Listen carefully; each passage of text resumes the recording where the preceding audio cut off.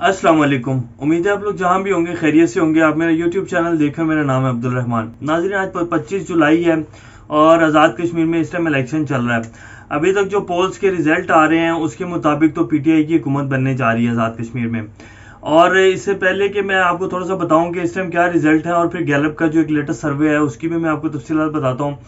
और इसके साथ साथ मैं आज कुछ बात करूंगा अफगानिस्तान के हवाले से। फिर जो मोई यूसुफ साहब ने आज एक ट्वीट किया है, जो कि आपको कल मैंने बताया था कल की वीडियो में, कि अफगानिस्तान के जो नेशनल सिक्योरिटी एडवाइजर है हमदुल्ला मोहिब, उनकी नवाज शरीफ साहब से मुलाकात हुई है। तो उसको पाकिस्तान गवर्नमेंट ने बहुत ज़्यादा उसके ऊपर तनकीद की और उसका जवाब मांगे कि जी आप क्यों इनसे मिल रहे हैं, और इसका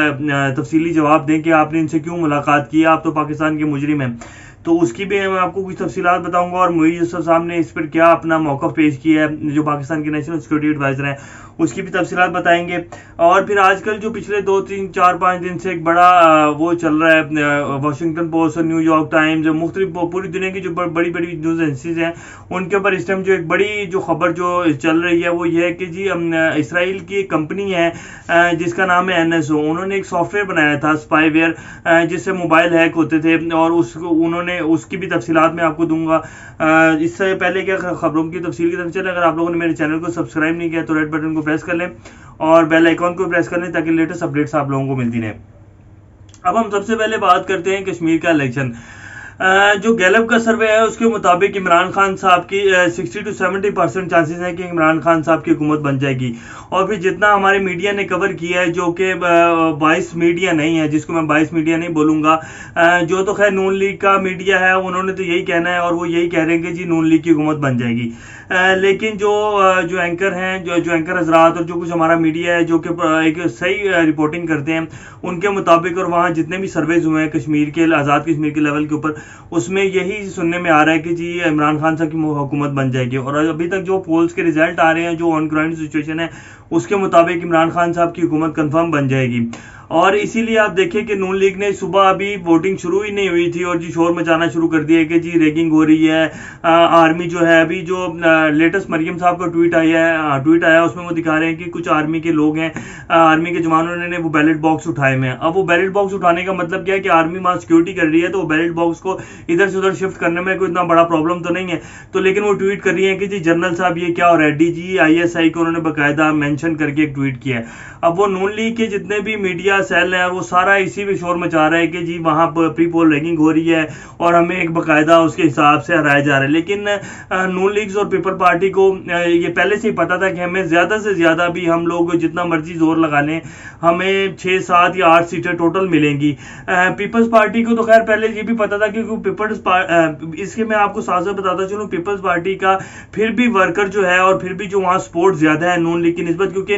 जब पीपल्स पार्टी की हुकूमत थी तो उन्होंने बहुत ज़्यादा काम करवाए। नून लीग की पिछले 5 साल की हुकूमत में कोई काम नहीं हुआ, कोई सड़कें नहीं बनी, कोई जो है वहाँ तरक्याती काम नहीं हुए। तो नून लीग तो इम्पॉसिबल है कि वहाँ पे हुकूमत बन जाए। नून लीग को मैक्सिमम 4 या 5, मैक्सिमम हाथ मार के 6 सीटें होंगी जो नून लीग हासिल कर लेगी। इससे ज़्यादा सीटें नून लीग नहीं हासिल कर सकती। इसीलिए आज उन्होंने सुबह से ही शोर मचाना शुरू कर दिया है कि जी वहाँ प्री पोल रैगिंग हो रही है और सारे इदारे और सिक्योरिटी फोर्सेज बाकायदा फौज के ऊपर इल्ज़ाम लगाए जा रहे हैं कि फौज जो है मिलके जो है वो प्री पोल रैगिंग करवा रही है। लेकिन इसमें हकीकत कुछ भी नहीं है। अभी खैर इसका शाम को रिजल्ट आ जाएगा और वो आप लोगों को पता चल जाएगा। मैक्सिमम 1 1.5 घंटा 2 घंटे हैं, शाम तक 7 8 बजे तक जो इसका रिजल्ट आ जाएगा उसमें आप खुद ही देख लीजिएगा कि पीटीआई की हुकूमत कंफर्म है आज़ाद कश्मीर में बन जाएगी। अब मैं आपको थोड़ा सा इसके साथ साथ खबर देता चलूँ, जो कि पहले मैं आपको खबर देता चलूँ, जो हमदुल्ला मोहिब ने नेशनल सिक्योरिटी एडवाइज़र हैं अफगानिस्तान की, उनकी कल वज़ीर आज़म नवाज शरीफ साहब से मुलाकात हुई। उसके बाद एक मरियम नवाज शरीफ साहब ने ट्वीट किया जो कि वो हमारे जो जनरल बाजवा साहब हैं उनके साथ मुलाकात का दिखाया उन्होंने और कहा कि जी ये भी जो है ये पिक्चर सही है या नहीं है, और क्या जनरल बाजवा साहब भी हमदुल्ला मोहिब से नहीं मिल रहे। तो मैं वो आपको बताता चलूँ, वो जो तस्वीर है वो 2019 की, आज से 2 साल पहले की है, जब अभी तालिबान का और जो है नेटो फोर्सेस का मुआहदा साइन होने वाला था। इससे पहले की वो तस्वीर है जब अब्दुल्ला मोहिब आए थे, और उससे पहले उन्होंने कोई ऐसी गलत जुबान भी इस्तेमाल नहीं की थी। ये तो जुबान जब से उन्होंने ये सारा इनकी वेकेशन शुरू हुई है नेटो फोर्सेस की, उसके बाद अफगान जो हुकूमत है उनको पता चल गया कि भाई अब हमारे जो दिन है वो गिने जा चुके हैं, तो वो पाकिस्तान के बिल्कुल मुखालिफ हो गया। उन्होंने इंडिया की सारा जो रॉ की वो है एक जो रॉ का एजेंडा है उसको पकड़ लिया, और इंडिया की माँ के ऊपर वो सारे पाकिस्तान के खिलाफ जो बयानात है उन्होंने देना शुरू कर दिए। और फिर अब्दुल्ला मोहिब, एक तो बयानात होते हैं कि जो एक वो तो हर मुल्क एक दूसरे मुल्क के खिलाफ देता है, लेकिन जो अब्दुल्ला मोहिब ने पाकिस्तानियों के लिए और पाकिस्तान के लिए खासतौर पर जुबान इस्तेमाल की, उससे पाकिस्तान के अदारों को बहुत ज्यादा वो मसला हुआ, और वो होना भी चाहिए था। उसके बाद ही हमने बाइकआउट किया कि जी वैसे तो अफगान हुकूमत के साथ हमारी बातचीत चलेगी, लेकिन अफगान नेशनल सिक्योरिटी एडवाइजर जो है खासतौर पर अब्दुल्ला मोहिब है, इसके साथ हमारी कोई बात नहीं होगी। तो उसके बाद हमारे नवाज शरीफ साहब का, हमारे जो साहब का वज़ीर आज़म है 3 दफ़ा के, उनका मिलना ये सीधा सीधा एक वो है कि जैसे आग छिड़कने वाली बात है, आग के ऊपर तेल छिड़कने वाली बात है। तो उन्होंने आज जो नेशनल सिक्योरिटी एडवाइजर है पाकिस्तान के मोई यूसुफ, उन्होंने बड़ा अच्छा एक ट्वीट किया और सही मायनों में उन्होंने जवाब दिया। ये जो कल मीटिंग हुई है और बाकायदा उन्होंने जवाब भी मांगे है नवाज शरीफ साहब से। Afghan National Security Advisor has used vitriolic and unacceptable language against Pakistan and our peoples. The meeting of Kabul regime officials with Mia Mohammad Nawaz Sharif in UK is an attempt to further poison the atmosphere between the people of two countries. कि ये जो meeting थी ये सिर्फ एक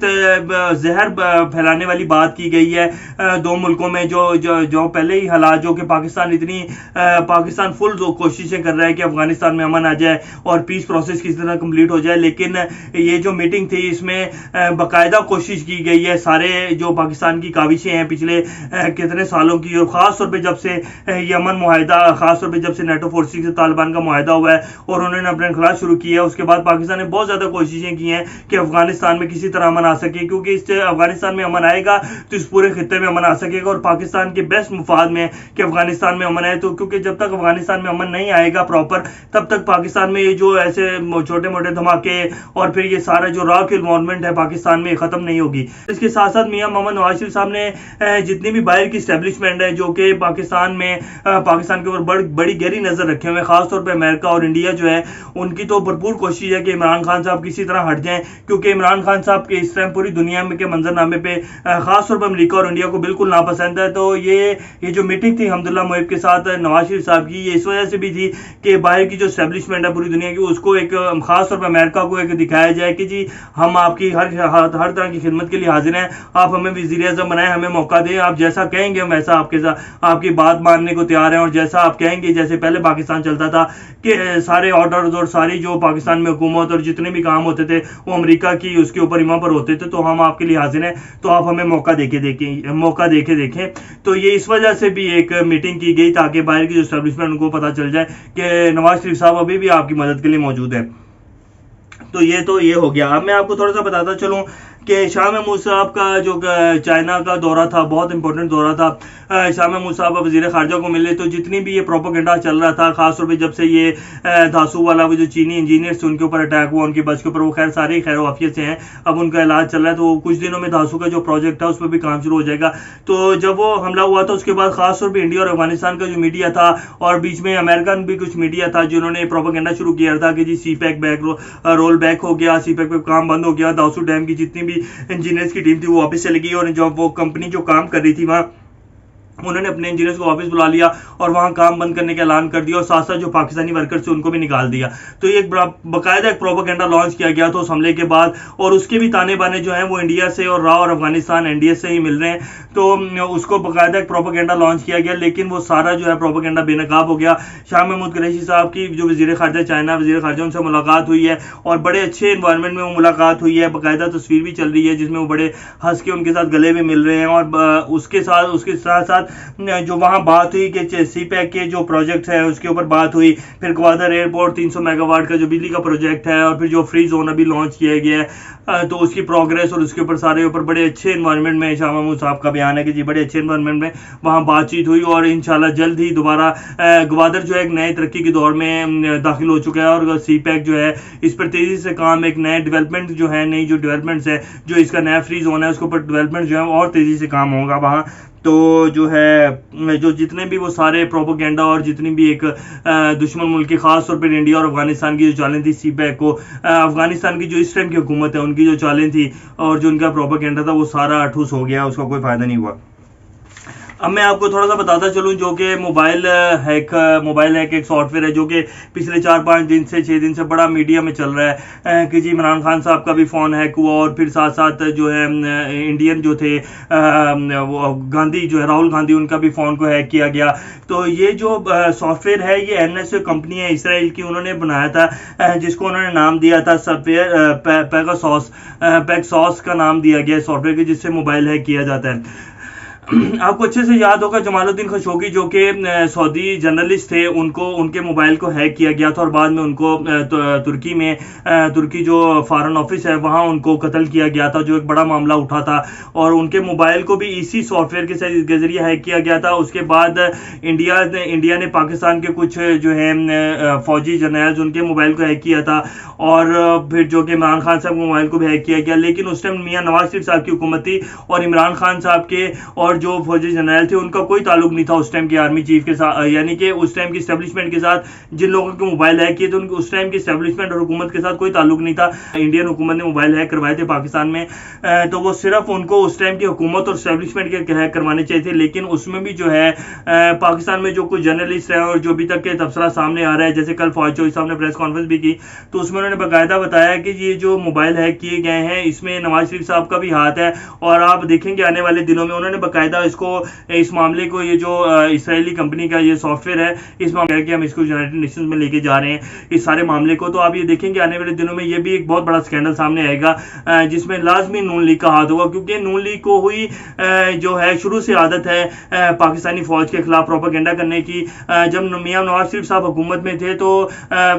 वजीर आजम house से बाकायदा फौज के और एस्टेब्लिशमेंट के खिलाफ ट्रेंड चलाए जाते थे। ऑन द रिकॉर्ड बात है, डॉन लीग्स जब हुई वो एस्टेब्लिशमेंट और फौज के खिलाफ, वो भी मियां नवाज शरीफ साहब और मरियम नवाज का उसमें नाम आ रहा था। तो ये सारी खबरें इसी तरह इससे रिलेटेड हैं, और आप देखेंगे जब ये स्कैंडल प्रॉपर खुलेगा तो इसमें मियां नवाज शरीफ साहब लाजमी मुलविस पाए जाएंगे, जिसमें पाकिस्तानी इदारों खासतौर पर फौजी जनरल एस्टेब्लिशमेंट के कुछ लोग और इमरान खान साहब के कुछ जो दोस्त हैं, करीबी दोस्त, उनके मोबाइल हैक हुए थे।